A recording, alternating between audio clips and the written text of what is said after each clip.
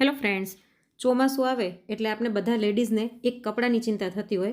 ઘડી ઘડી કપડાં બહારે સૂકવવા અને વાદળા થાય એટલે ફરીવાર આપણે અંદર લઈ લઈએ અને ઘરમાં ગમે ત્યાં દોરી આપણે લટકાવીને આવી રીતના કપડાં ટીંગાડતા હોઈએ છીએ, જેના કારણે જોવામાં ખૂબ જ ઘર ખરાબ લાગતું હોય છે. તો આજે હું તમારી સાથે એક એવું સરસ મજાનું DIY શેર કરીશ, જેના કારણે તમારે વારે વારે કપડાને અંદર બહાર નહીં કરવા પડે. તો આપણે વેસ્ટેજ પડેલી વસ્તુઓમાંથી જ આ બનાવવાના છીએ.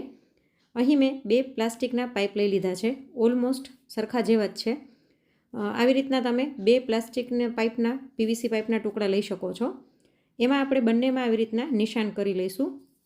તમારે જેટલી દોરી બાંધવી હોય એ પ્રમાણે તમે નિશાન કરી શકો છો.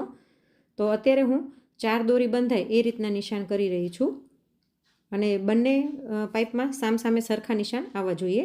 આવી રીતના નિશાન કર્યા પછી આપણે આમાં કાણા કરવાના છે. તો ગેસ ઉપર આપણે ખીલ્લી કે સ્ક્રૂ કંઈ પણ ગરમ કરી અને પછી આવી રીતના પાઇપમાં દબાવીશું એટલે સરળતાથી હોલ થઈ જશે.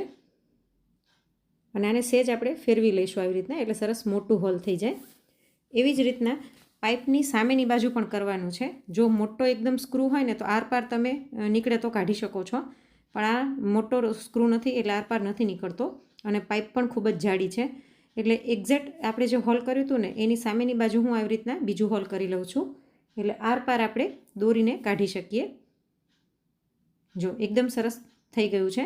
તો આવી રીતના આપણે બંને પાઇપમાં જ્યાં જ્યાં નિશાની કરી છે ત્યાં ત્યાં ગરમ કરીને હોલ કરી લઈએ.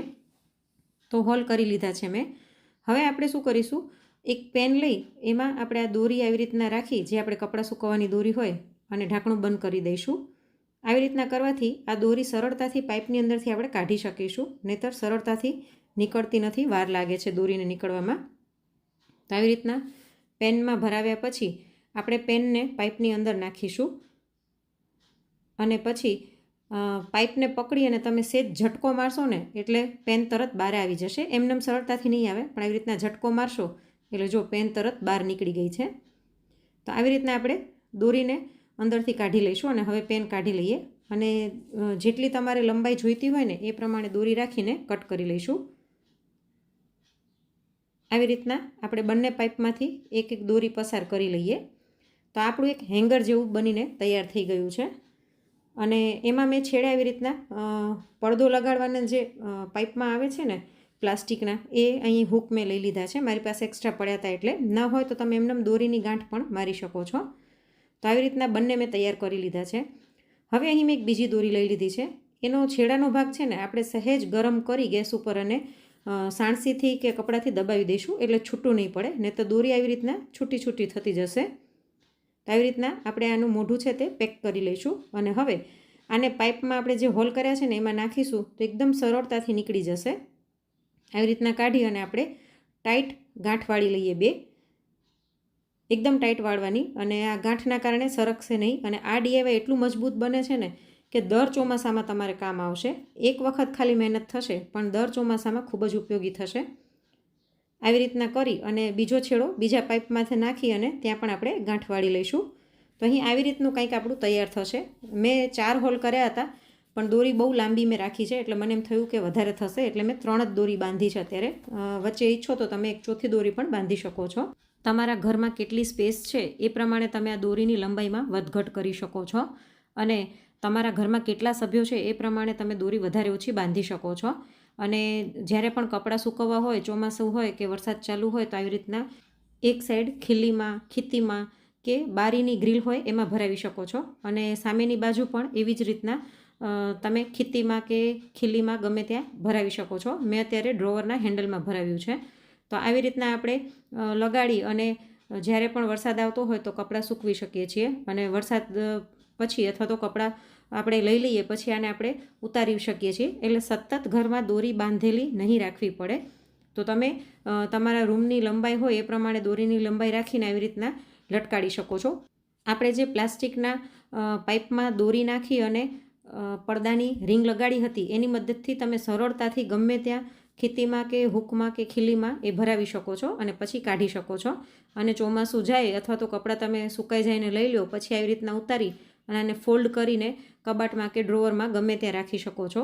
તો આ ખૂબ જ કન્વિનિયન્ટ રહે છે અને એકવાર બનાવી લીધું તો દર ચોમાસામાં આ ખૂબ જ ઉપયોગી થશે. ચોમાસું જાય પછી અથવા તો સાંજે કપડાં સુકાઈ જાય પછી તમે આવી રીતના ફોલ્ડ કરીને ડ્રોઅરમાં રાખી શકો છો. તો ઘરમાં સતત બાંધેલી દોરી નહીં દેખાય. તો આ આઈડિયા ગમ્યો હોય તો વિડીયોને એક લાઈક જરૂરથી કરજો. હવે તમને એક બીજો પણ આઈડિયા બતાવું. અહીં મારી પાસે આવું બાસ્કેટ પડેલું છે હોલવાળું. આને હું ઉપયોગમાં નથી લેતી, એમનેમ પડ્યું હતું તો એમ થયું કે ચલો આનો કંઈક ઉપયોગ કરી લઈએ. આની બદલે તમારી પાસે સાદું પ્લાસ્ટિકનું બાસ્કેટ હોય ને તો તમારે એમાં હોલ કરવા પડશે. જેમ આપણે પાઇપમાં હોલ કરીએ એવી રીતના સ્ક્રૂ ગરમ કરીને જગ્યાએ જગ્યાએ હોલ કરી લેવાના. અને ત્યાર પછી આની અંદર આપણે આવી રીતના દોરો પસાર કરીને બાંધી લઈશું. આ સાદો દોરો નથી, ઘઉંના કટ્ટાનો જે દોરો આવે ને એકદમ મજબૂત હોય છે. તમે એને હાથેથી ગમે એટલો ખેંચો એ તૂટતો નથી, એટલે મેં એ દોરો લીધેલો છે. તમે આની બદલે ઊન કે સિંધરી કે ગમે તે લઈ શકો છો. તો આવી રીતના દોરો પસાર કરી અને આપણે આની ગાંઠ વાળી લઈશું.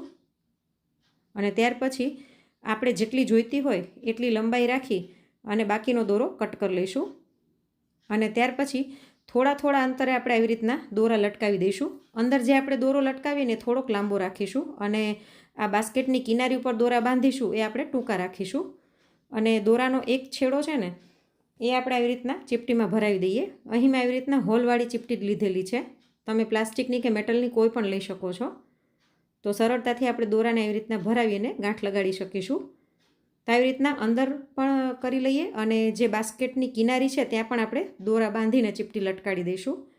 તો બધું કરીને હું તમને બતાવું તો કંઈક આવી રીતનું તૈયાર થશે. અહીં ઉપર પણ મેં આવી રીતના આ પડદાની રિંગ લગાડી દીધી છે, એટલે સરળતાથી આપણે દોરી ઉપર ટીંગાડી શકીએ. તો જો આપણું સરસ મજાનું DIY બનીને તૈયાર થઈ ગયું છે.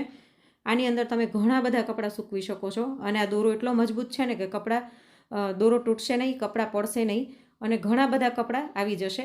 ઝીણા ઝીણા જેટલા કપડાં હોય ને ઘરમાં એ દોરી ઉપર સૂકવાને બદલે આવી રીતના આપણે આ ચકેડીમાં રાખી દઈશું તો જલ્દી સુકાઈ પણ જશે અને ઘણા બધા કપડાં એક જ જગ્યામાં આવી જશે. બહુ જગ્યા નહીં રોકે દોરી. તો હું તમને કપડાં સૂકવીને પણ બતાવું.